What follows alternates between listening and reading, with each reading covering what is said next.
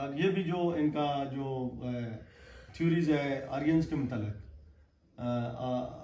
वो उसको मैंने थोड़ा स्टडी किया, लेकिन उसका कोई मुझे वो नहीं मिला कि आप एक एक, एक मफरूज़ा ही है मेरे हिसाब से, क्योंकि वो पोलिश भी कहते हैं, यूरोपियन भी कहते हैं, हमारे ईस्टर्न भी कहते हैं, ईरान भी कहते हैं।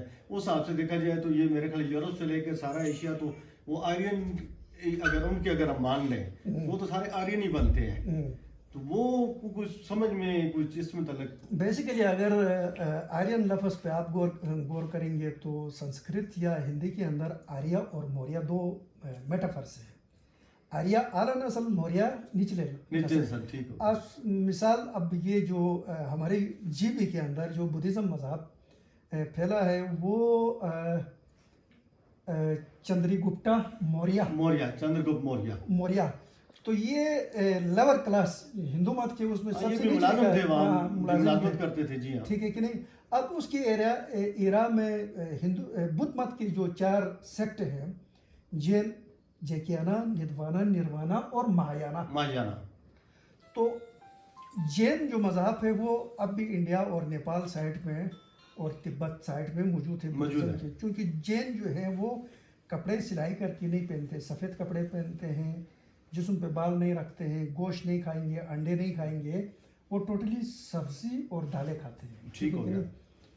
तो आर्य जो लफ्ज़ से आर्य से आर्यन जो निकला है, ये संस्कृत के अंदर भी आर्य का मतलब है जर्नल, रहनुमा, लीडर, और वो जो हक की हुक्मरानी रखता है वो आर्य है, आला नस्ल। और मौर्य जो है वो सबसे निचले जो लवस्ट क्लास है, महकूम। तो अब जो उसमें सोशियोलॉजी के अंदर जो क्लासिफिकेशन बनाए गए हैं आर्य और मौर्य, अब उसके अंदर जो जीनियालॉजी के अंदर आप जब आते हैं तो लैंग्वेजेस के अंदर भी क्लासिफिकेशन हुई है कि एंडो यूरोपियन, अच्छा आर्यन, ठीक है कि नहीं।